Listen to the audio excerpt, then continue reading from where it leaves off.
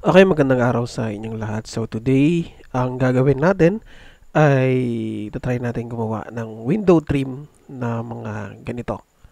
Kasi wala namang ganitong component dito sa Revit.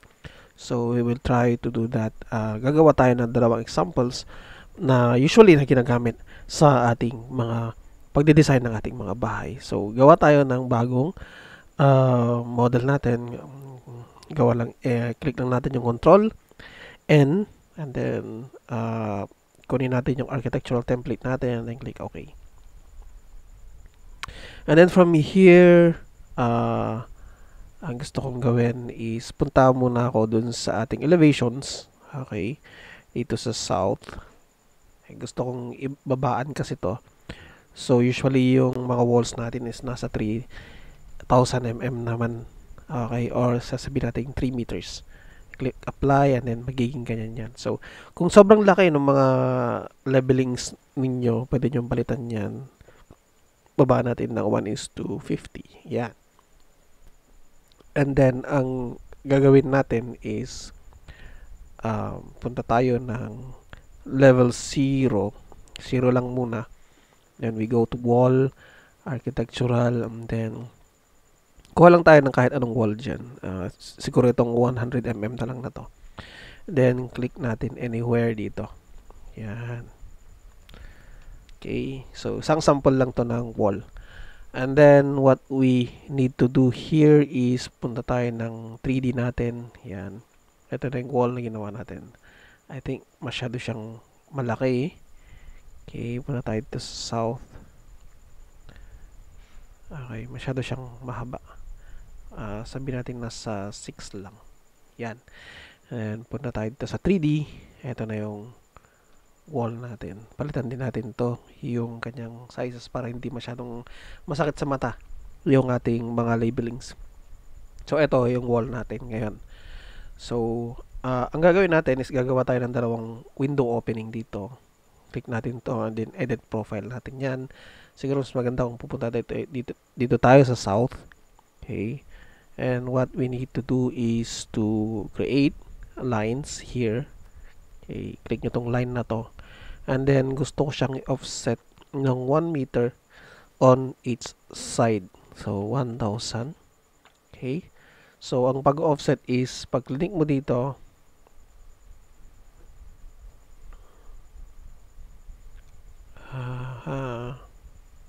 supposed to be, dapat nasa loob. So,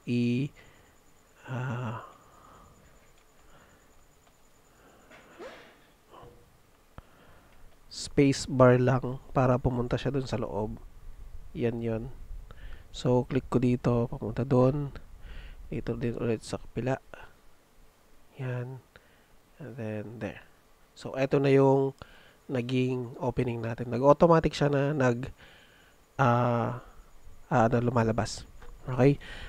Since gagawa tayo ng dalawang bintana dito, maggagawa ulit ako ng isa pang line dito para makapag-offset tayo. Sabihin natin yung offset natin is 1.2.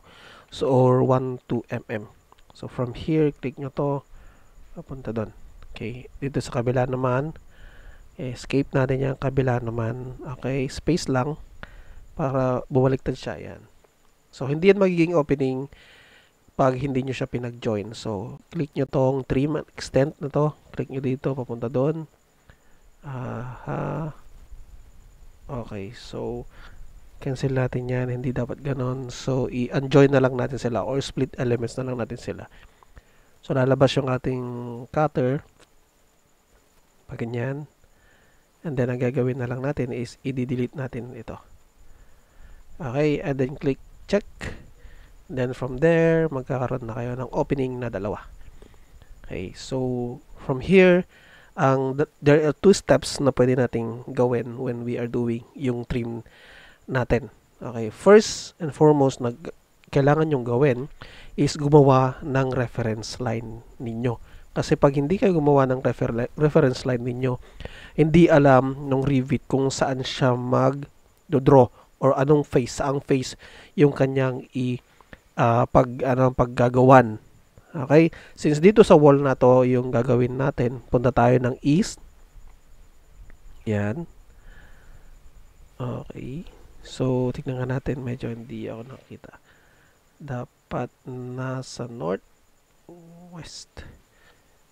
Kung nasa east ka, so ibig sabihin, etong part na to. So, nasa east ka, ito yung labas niya. Okay?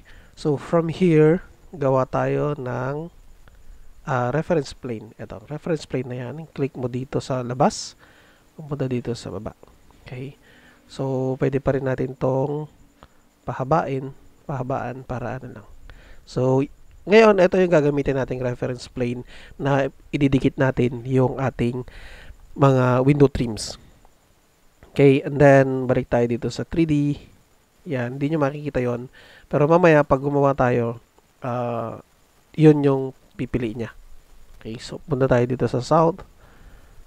Kasi eto na yon. Asan yung south kanina?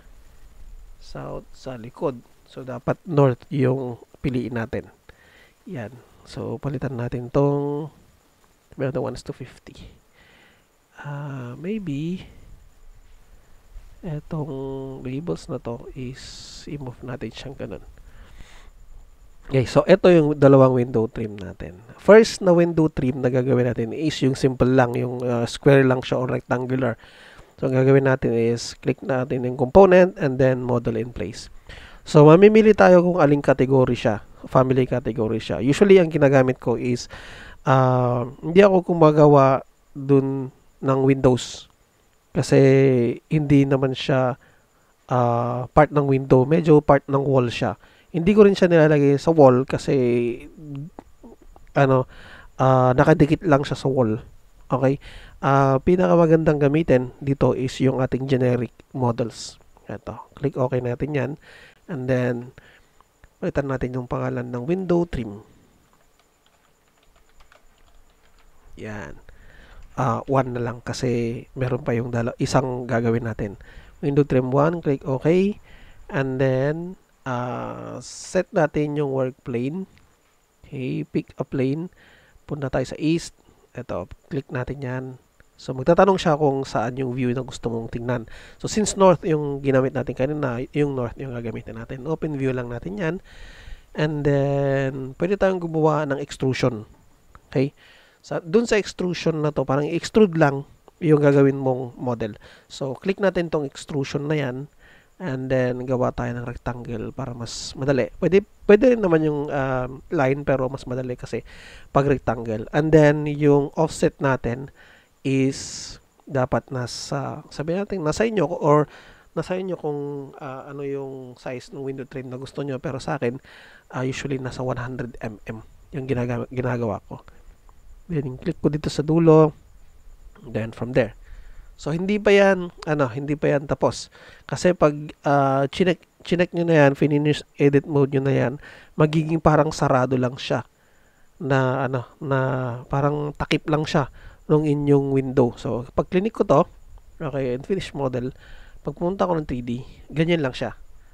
Parang takip lang siya ng bintana. Okay? So, balik tayo dito, click natin to, and then edit in place natin. And then, punta tayo sa north. Okay?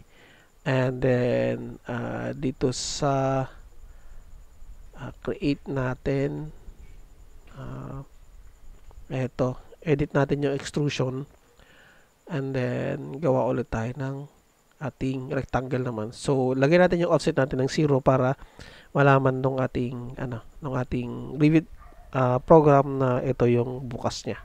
Yan. Ito yung extrude niya ngayon. So, yung extrusion niyan, usually, ang ginagawa ko is 100 lang din siya.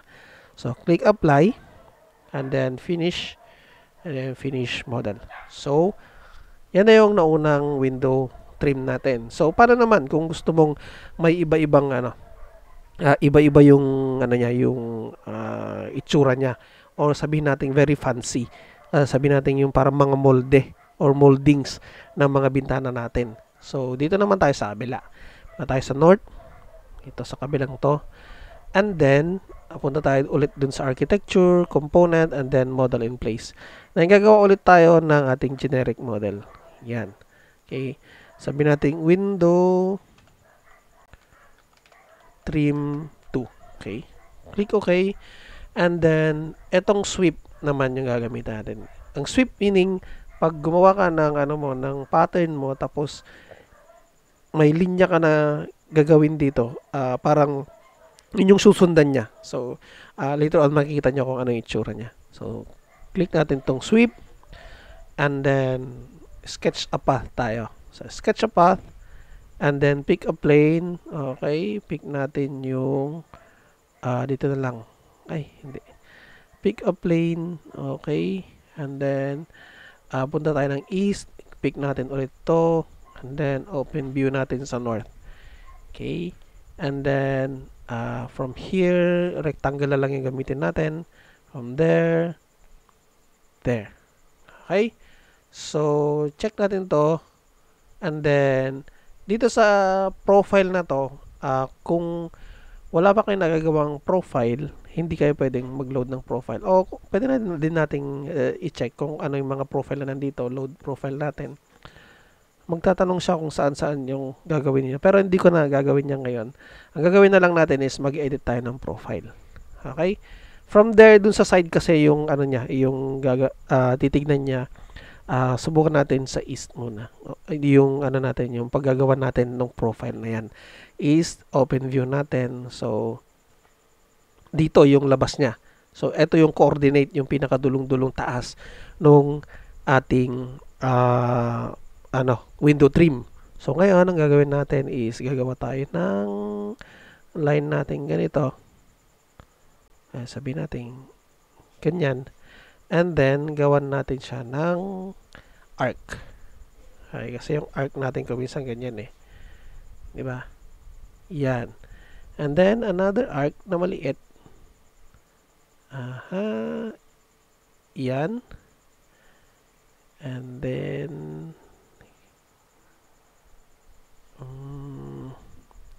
maybe, palitan natin. Lakihan natin ng konti yung arc niya. Ayan. Tapos, pag ganyan, line na lang pala. Click there. Dito. Okay, nanguhula lang ako kung ano yung mga sizes niya. Okay, click nyo dyan. Dulo hanggang sa i-close nyo siya. Okay, pag nag-close yan, click nyo lang ulit yung finish mode natin. Finish ulit. And then, pag pumunta kayo ng 3D, yan na yung itsura ng ating window trim. So, saya, di ba? So, ganyan lang gumawa ng dalawang type ng window trims natin para gawin. So, para matapos yung ating window, pwede rin tayo maglagay ng ating window dyan. So, usually, pag mga window na customized na ganito, ang ginagamit ko is yung ating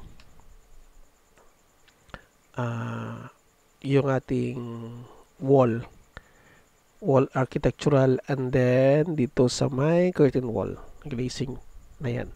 Yan yung usual na ginagamit ko. And then, punta tayo ng ating level 0. Sabihin natin yung base from offset niya is 1,000. Okay? And then, yung top constraint niya is level 1. And then, yung top offset niya is negative 1,000. Kasi yan yung mga in-offset natin kanina. Click, apply lang natin. Then, from here to there. Okay. And then, pag pupunta kang 3D, wala kang makikita. Okay? Kasi, hindi ka pa naglagay ng ating saan na yun? Ito pala. So, ito yung curtain wall natin. Hindi ka pa naglagay ng mga elements niya dyan. So, click lang natin yung edit type. Yung joint condition natin, usually ginagamit ko border and vertical continuous. Ito is sabi nating fixed number na lang. Yung mga horizontal grid niya. And then yung mullions, ito yung mga dividers ng ating bintana. So, ang ginagamit ko dyan usually is etong 30 mm square, yung dun sa interior type niya. And then, yung ating rectangular mullion na 50 by 150. Yan. Yan lang yung dalawang ginagamit natin. Kung hindi nyo makita yung mga ganitong mga type dun dito sa Revit ninyo, ituturo ko next time kung paano gumawa ng ating mga mullions na to. So 50 and then at then 30 mm square, and then palitan natin to ng 50 by 150 na rectangular mullion, and then 50 by 150. And then click apply natin, yun, lalabas yun. Click OK. Lalabas na siya. Hindi naman ganito yung mga bintana natin minsan, di ba? So papalitan natin siya ng mga vertical grids natin ay sabihin natin dalawa lang, and then dalawa din dito sa may horizontal grid natin. Pag in-apply natin yan, ganyan yung itsura. Sorry. Yung vertical grid na lang palitan natin ng 1. Yan. So ganyan yung ating bintana. Ang gagawin na lang natin dito is to copy this. Punta tayo sa level 0. Copy this one, and then copy, click natin dito, and then papunta dito sa kabila. Iyan. So from there, pag nilagay yun sa 3D, tapos na yung ating dalawang window trim types with window. Okay, so yun lang muna yung ating video for today. Salamat for watching and listening. See you again next time, guys. Salamat!